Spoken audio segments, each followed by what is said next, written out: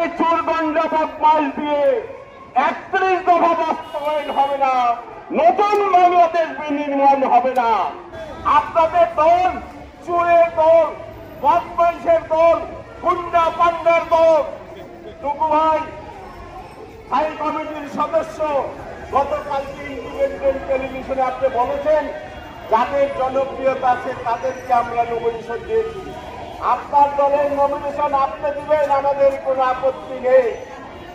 তাদেরকে নমিনেশন দিয়েছে ওই চোর ডাকাত, বদমাশ, লুটেরা, দখলদার, চাঁদাবাজের নেতাদেরকে আপনারা নমিনেশন দিয়েছেন। আবার বাহাদুরি করেন টেলিভিশনে, জনপ্রিয়তা দেখে আমরা দিয়েছি নমিনেশন। আমি চ্যালেঞ্জ করছি টুকু ভাই আপনাকে, জামালপুরে যাকে দিয়েছেন সে যদি ওই ধানের শীষ মার্কা ছাড়া প্রতিযোগিতায় আমার সঙ্গে নামে, আমি বলবো যদি আমি জিততে না পারি রাজনীতি ছেড়ে দেব। আমরা চুরি করি না, গন্ডা বদমাইশ পালি না, দখলদারি করি না। আপনারা সাবধান হয়ে যান।